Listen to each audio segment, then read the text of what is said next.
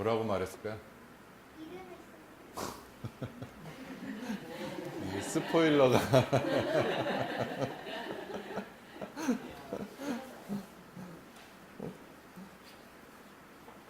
네.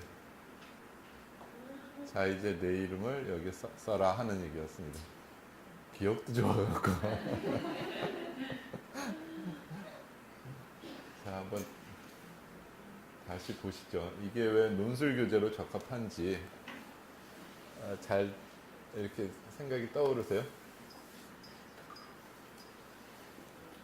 베티라고 하는 한 아이의 말하자면 실패 극복감인데 성공감이기도 하고 석세스 스토리 같은 게 되는 건데 왜 이게 선생님들에 의해서 저에 의해서 또는 많은 선생님들이 전문가들이 최고의 논술교재라고 하는데 동의를 했을까? 단순히 그림책인데 이 그림책이 말하고자 하는 바가 굉장히 많다는 것이죠. 물론 작가가 대한민국의 논술교재를 만들겠다고 활용하겠다고 해서 이 그림을 그리진 않았죠. 그래서 작품은 작가가 쓰지만 해석은 독자들이 하는 것이다 하는 것이죠. 문학작품은 특히 더더욱 그렇고, 그래서 문학작품은 자기가 서명을 하는 순간서부터 제작자일 뿐이고 그것의 모든 소유는 사실상은 독자다. 독자가 어떻게 해석하냐에 따라서 작품이 얼마든지 달리 해석될 수 있는 존재이기 때문에 그런 말을 하는데요. 전체적으로 뭐 짧으니까 한 번 더 하여간 보세요. 어떤 점들을 갖고 얘기할 수 있을까 하는 생각을 제가 설명드리기 전에 한 번 더 보시도록 하겠습니다.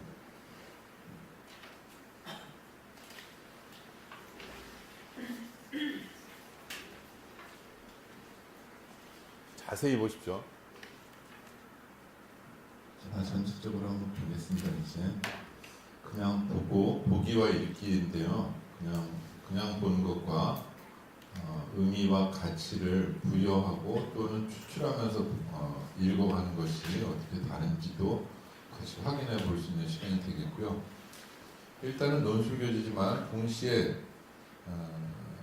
여기에서 그리기를 쓰기로 바꿔서 한번 읽어보실 필요도 있죠.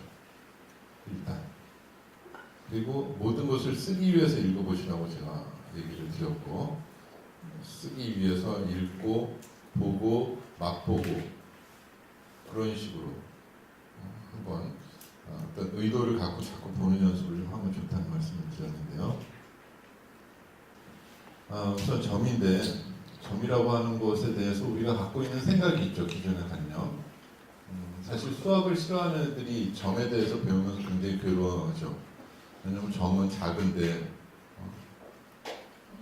아무것도 우리가 점을 하나 딱 찍어놓고 이 점은 있으나 사실은 있지 아니하다.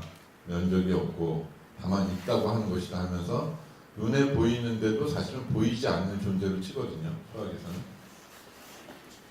자, 그러면 점에 대해서 또 아주 작고 검은색의 점을 떠올리는 것이죠.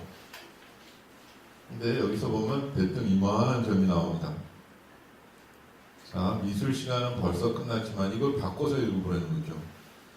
장문 시간, 글쓰기 시간은 벌써 끝났지만 베티는 꼼짝도 하지 않고 그저 앉아 있었어요. 원고지는 그대로였어요. 그런 식으로 바꿔서 읽어보는 거예요. 자꾸 선생님들의 일과 연관에 치셔서 또 계속 바꿔서 이렇게 읽어보실 필요가 있다는 겁니다. 디자인은 혁명이다.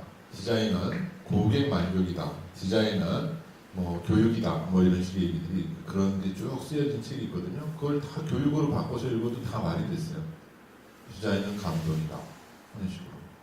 그러니까 자꾸 저는 이런 것들 보면서 교육, 뭐 사람 이런 식으로 키워드들을 자꾸 바꿔서 읽는 그런 방식을 많이 씁니다.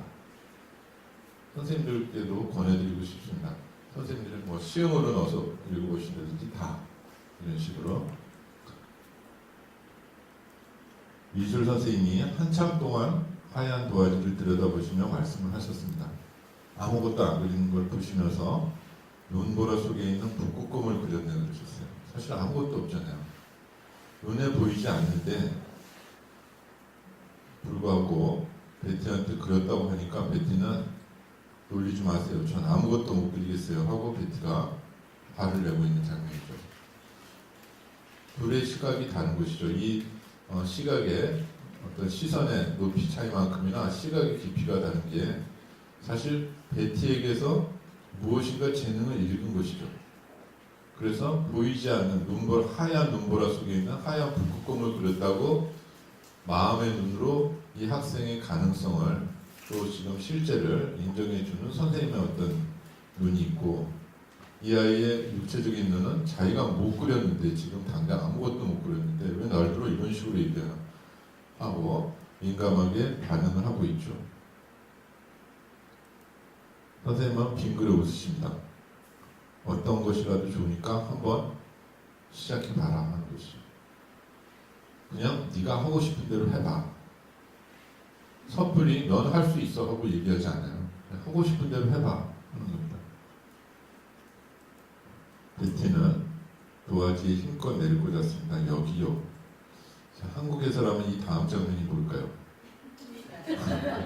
너 나와. 가정에서 어떻게 교육을 받았어? 싸가지 없게 뭐 이런 식의 얘기들이 쭉 나올 겁니다. 또 실제로 이러한 행동을 하는 것은 결코 바람직한 행동은 아니죠. 하지만 이 선생님께서는 아무 말씀 안 하시고 그 한번 내리꽂혀서 찍은 그 아주 불경스러운 점을 한참을 보십니다. 그리고 물론 표정을 가리셨는지는 모르겠어요. 잘 이런 식으로 화가 나지만 어쨌든 표정을 가리셨는지 잘 모르겠지만 어쨌든 한참을 살펴보시고 조용히 말씀하셨어요. 자, 이제 내 이름을 여기 써라 하는 식으로. 베티는 이제 잠시 생각하게 되죠. 그 전까지는 생각의 차원이 아니죠. 선생님 생각할 겨를이 없죠. 난 지금 뭔가 좀 잘하고 싶었는데 못했기 때문에 스스로한테 불만에 가득 쌓인 이 감정 때문에 지금 앞에 있는 선생님에게 예의를 차릴 지금 생각의 차원이 없는데, 선생님이 여기 내 이름을 쓰라고 하니까 잠시 생각을 하게 되는, 바로 처음 생각하는 순간입니다. 사실 상대에 대해서. 그러죠. 뭐 그림은 못 그리지만 내 이름 정도 쓸 수 있다고요 하고 얘기를 하고, 일주일 뒤에 미술 시간에 베티는 액자를 보고 깜짝 놀라죠. 금태 액자로 자기 점이 그림의 대우를 지금 받고 있다는 걸 알게 되죠. 묘하게 동기유발이 됩니다.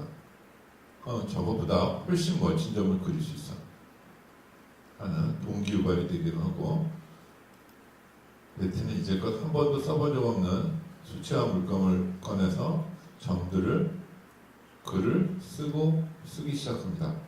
한 번도 써본 적이 없는데 수채화 물감을 꺼내서 점들을 그리고 쓰기 시작했다는 겁니다.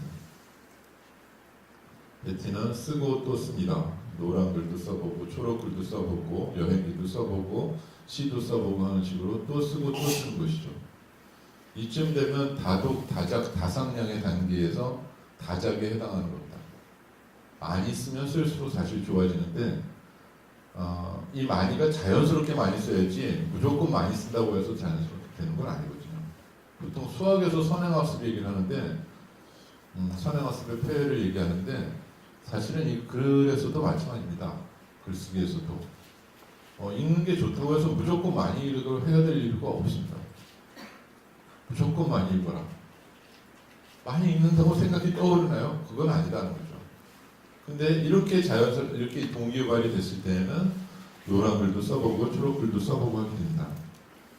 베티는 이제 파란색과 빨간색을 섞어봅니다. 내가 이렇게 써보면 어떨까 하고 자기가 창의적으로 지금 사고하기 시작하는 것이죠. 그래서 점하면 보통 검은 점을 떠올리는데 색깔의 단계를 이제 파란색, 빨간색으로 해서 검은색이라고 하는 고정관념에서 벗어나서 총천연색의 사고를 떠올리고, 이제는 색의 차원에서는 가장 창의적인 색을 지금 배합하는 단계까지 온 거죠. 또 쉬지 않고 여러 가지 색깔로 작은 점들을 아주 많이 그리다가 자, 작은 점을 그릴 수 있으니까 아주 커다란 점도 그릴 수 있을 거예요. 그렇죠? 이제 색의 차원이 아니라 크기의 차원을 벗어나게 됩니다. 점하면 검고 작다, 눈에 보이지 않는 데 있다고 치자 하는 그런 관념, 고정관념에서 지금 벗어나고 있죠. 검은색은 이미 벗어났고, 근데 작은 점만 그릴 게 아니야. 큰 점도 그릴 수 있잖아 하는 식의 창의적인 발상을 하게 돼요. 베티는 이제 큰 붓으로 여러 가지 색을 섞어서 색과 크기의 고정관념에서 벗어납니다. 지금 아주 커다란 점을 막 그리기 시작했어요. 그러더니 놀랍게도 이런 그림을 그리게 되죠. 이 단계와 이 단계는 완전히 다른 단계입니다. 여기까지의 단계는 큰 붓과 여러 가지 색을 섞어서 커다란 점을 그리는 게 전에 말씀드렸던 수렴적인 창의성입니다. 기존의 조건 내에서 창의성을 발휘하는 것이고, 이거는 그리지 않고, 보통은 점을 요 안쪽을 그리게 되는데 그리지 않고 나머지를 채워서 보이지 않는 이걸 만드는 것이죠. 그리지 않고 그린 경우에 해당한다는 겁니다. 지금 이 점은 색과 크기에서 완전히 자유로운 점입니다. 이게 발산적 창의성입니다.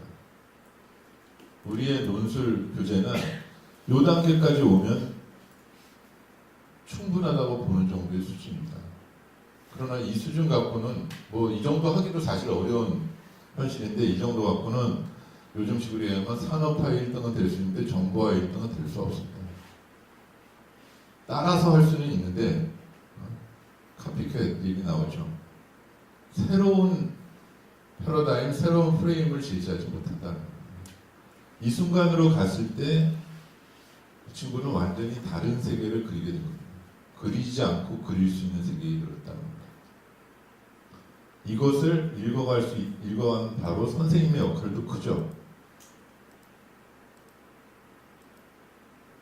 아무것도 보이지 않는데, 5번인가? 아무것도 보이지 않는 이것에서 아까 그리지 않고도 그리는 이 여백의 이 그림을 떠올릴 수 있었다는 거죠, 이 선생님은. 이 선생님은 이 이후에 여기를 제외하고는 그냥 사라집니다. 선생님의 역할은 여기까지였어요. 한참을 살펴보고 내 이름을 수렴하고 여기까지 걸어주는 정도의 역할이고, 그 이후에는, 이 장면 이후에는 나오진 않습니다, 이 선생님. 베티가 스스로 생각하고 스스로 이런 경지를 창출해내는데 바로 이 순간 정말 위대한 순간이죠. 이럴 때 아이들은 자신의 재능과 적성, 흥미를 통해서 관심을 기울여서 몰두를 하고 새로운 세계를 저절로 만들어내는 것이다. 그런데 우리는 자꾸 다 가르쳐주죠. 그래서 이런 단계로 가지 못하게 만든다는 겁니다. 안 가르치면 이게 오히려 나을 때가 있다는 거죠.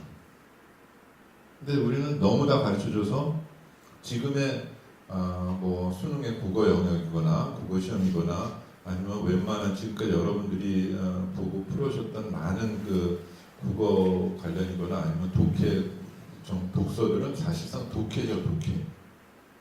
지문을 읽고 이 지문에서 언급하지 않은 걸 고르라든지, 이 지문에서 언급한 내용 중 가장 바람직한 거 뭐 이런 걸 골라라 하는 정도이기 때문에 지문 내에서 이미 답은 있는데 그 중에서 그 답이 맞냐 안 맞냐는 일치 여부를 따지는 문제에 불과했다는 겁니다.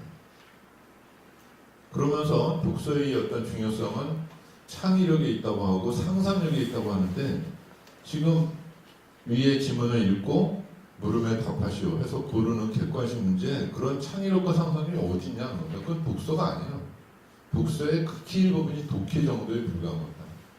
그리고 그 독해는 철저히 출제자의 사고에서만 한정되어 있는 것에 불과하지, 실제로 작가가 의도한 바와 또 거리가 멀고 또 다른 또 해석을 하고 감상할 수 있는 여지를 다 봉쇄하는, 오로지 출제자 직감, 자기가 생각해서 이런 것이 있다고 생각하고 제시하는 그 답안에 아이들이 맞춰가는 거라고요. 그렇기 때문에 너무 그것을 아주 잘 봤다고 하는 것 자체도 문제일 수가 있어요. 지금 수능 뭐 만점 이렇게 나오는데 뭐 대단하죠. 실수조차 없는 경우죠. 그러나 그것 때문에 더 위험할 수도 있는 겁니다. 기존의 프레임에 철저히 맞춰져 있다는 거죠. 이 단계까지 갈 수 있는지 없는지 본인들도 굉장히 괴로워하는 겁니다. 이제 대학에 가면 이런 단계를 보여주는 사람들이 나오게 되는 거죠. 지금까지는 이런 정도만 해도 충분했다니까요. 한국에서는 적어도 한국이라는 우물 안에서는 이 정도만 하더라도 잘한다고 보는 겁니다. 여기까지 나간 경우가 별로 없다. 아까 제가 싸이 얘기를 잠깐 드렸지만 싸이가 자기의 그 강남 스타일이라는 것을 유튜브라고 하는 프레임에 올려놓는 순간에 싸이는 알지도 못하는 사이에 세계적인 스타가 되어버린 거죠. 의도하건 의도하지 않았던 어쨌든 거기에 올려놔서 많은 사람들이 패러디를 할 수 있게 그것을 열어놨다고 하는 점에서는 그가 논리적으로 생각했건 직관적으로 생각했건 간에 굉장히 위대한 결정을 한 거죠. 그런 위대한 결정을 할 수 있는 힘들이 분명히 있다는 거죠. 우리 아이들한테도.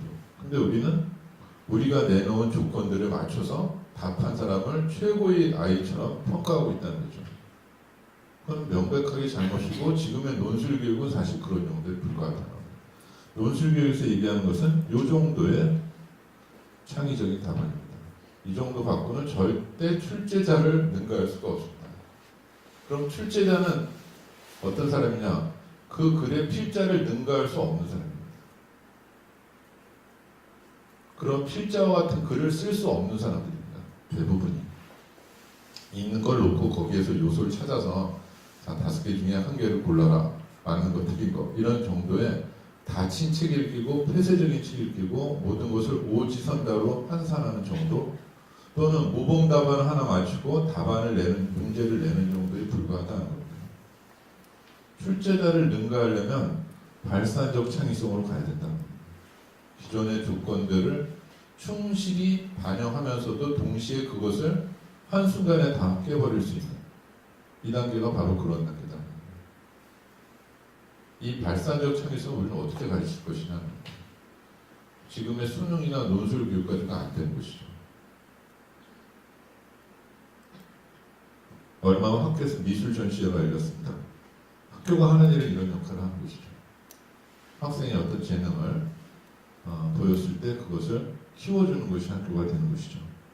근데 우리는 아이들의 재능을 깎습니다. 너는 왜 그래? 이거밖에 못 그랬어. 그리고 아마 이걸 또 학생들이 그렸으면 여기서 1, 2, 3등을 쭉 다 걸었을걸요.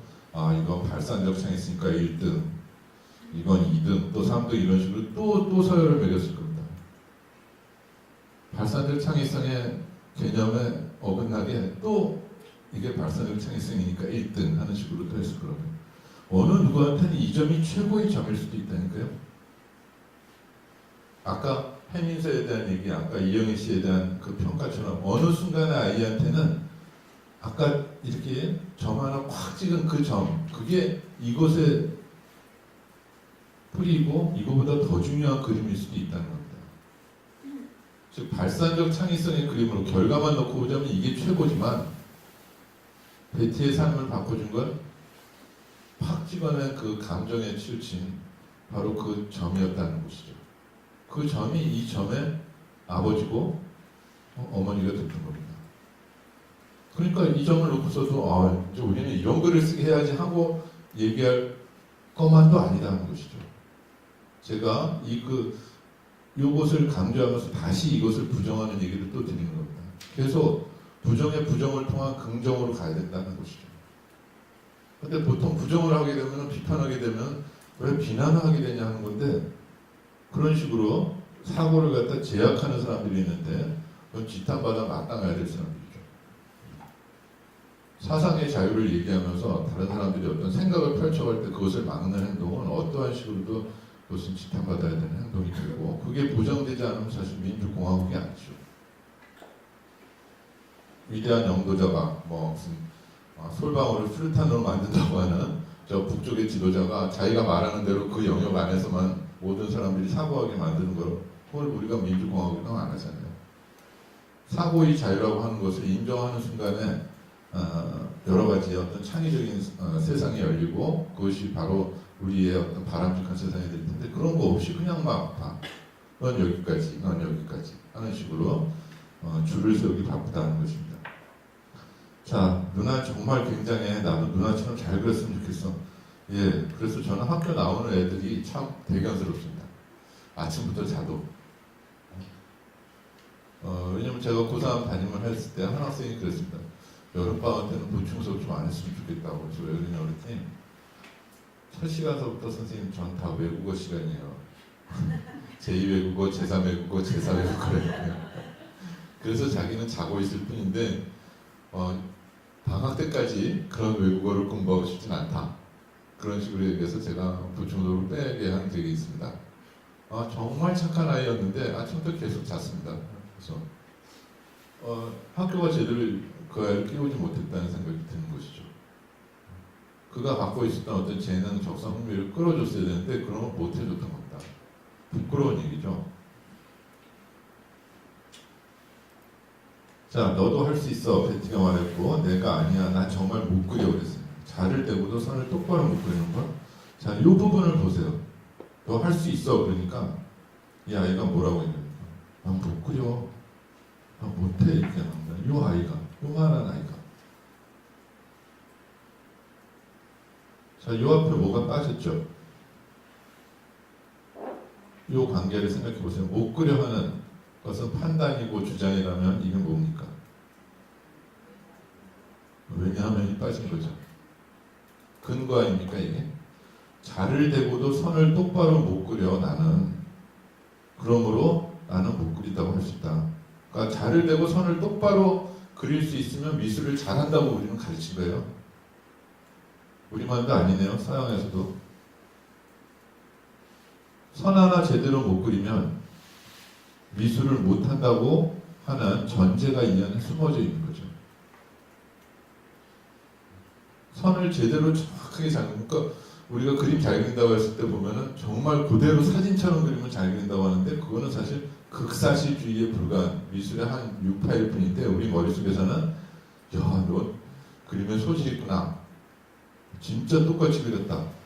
그대로 복사기나 뭐 사진처럼 모방할 수 있는 재주를 가진 사람만을 미술에 재능 있는 사람이라고 우리가 정의하고 받아들이는 순간에 나머지의 재능 있는 미술에 재능 있는 아이들은 다 묻혀버린 거라고요. 다 쓰나미에 휩쓸려 간 거라고요. 그래서 여기 계신지도 몰라요. 글쓰기에 관해서도 마찬가지라는 거죠. 너 글 못 써요 하는 순간에 왜냐면 나 정말 못 써요. 근거를 뭐라고 되실 거예요? 난 글쓰기 잘 못해요. 왜냐하면 라고 말씀해 보세요. 써본 적이 없어서. 써본 적이 없다면 이해되는 얘기죠. 써보면 되니까.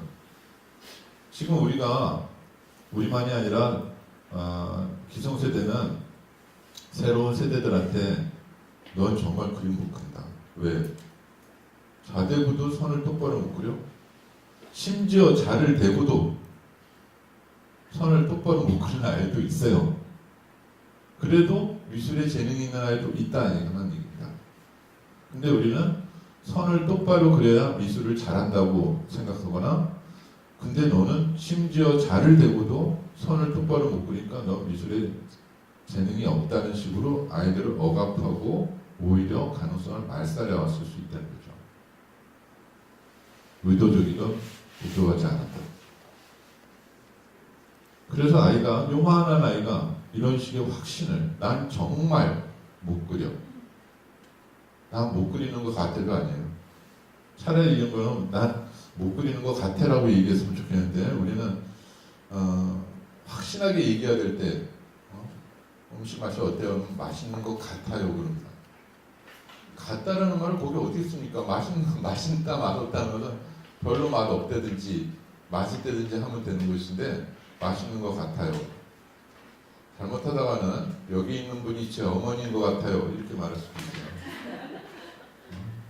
재밌는 것 같아요. 아니 재미있으면 재밌는데 그 재밌다는 판단조차도 확신을 못해요.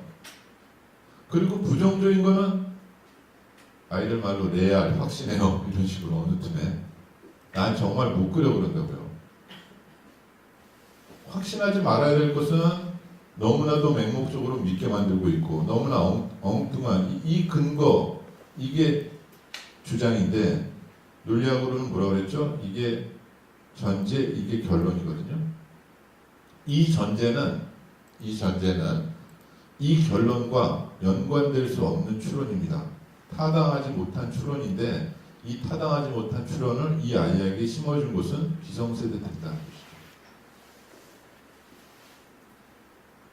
다행인 것은, 어쩌면 다행인 것은 이것이 우리나라의 그림책이 아니라는 점에서 외국도 마찬가지인가 보다 하고 그냥 꼭 우리 잘못만 아니고 우리가 가해자인지 피해자인지 잘 지금 모르겠다 하는 단계이니까 좀 괜찮은 것 같긴 한데 어쨌든 이 아이에 입에서 이게 나오는데 굉장히 자연스럽다는 겁니다.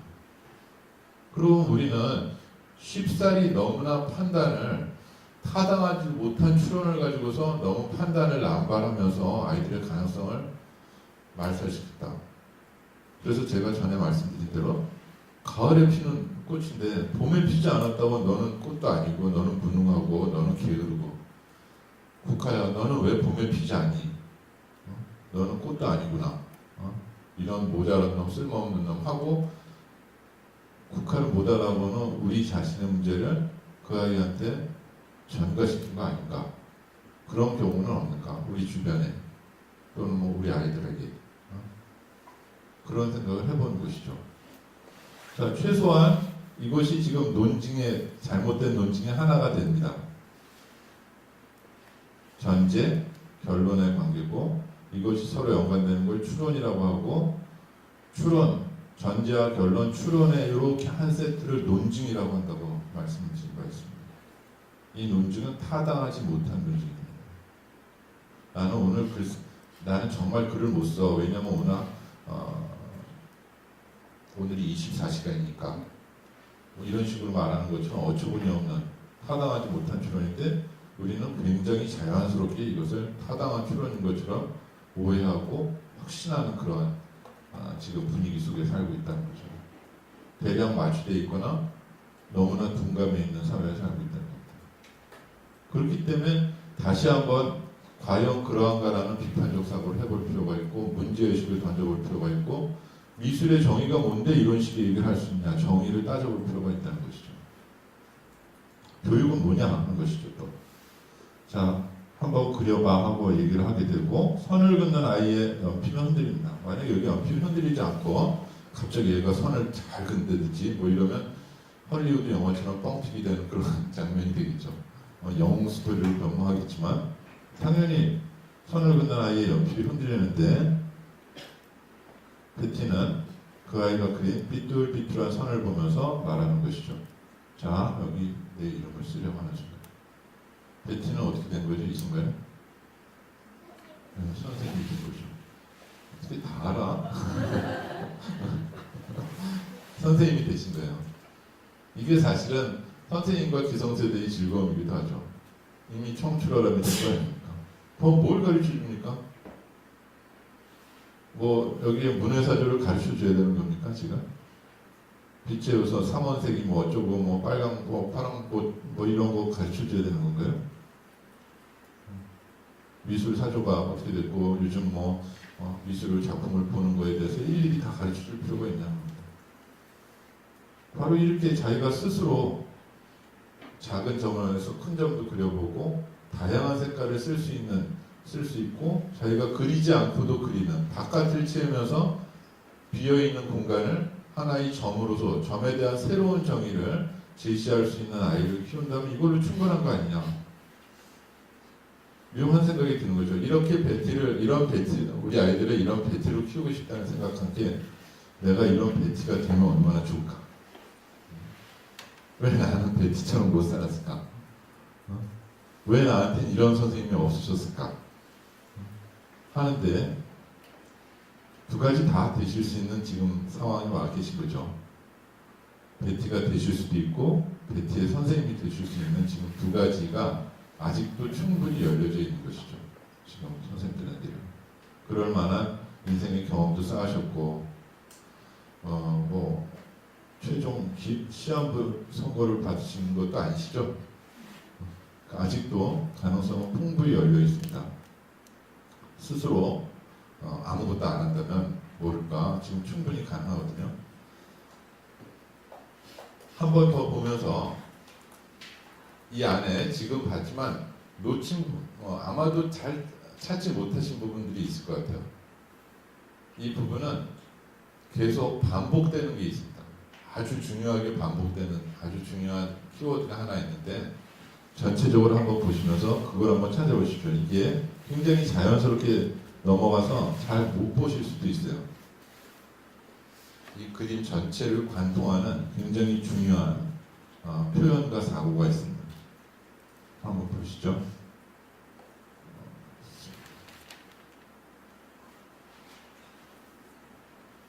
자, 뭘까요? 한참이에요.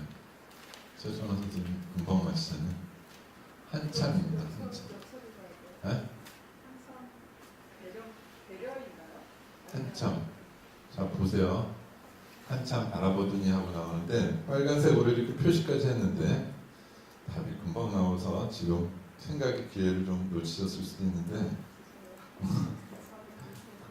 죄송할 건 없죠.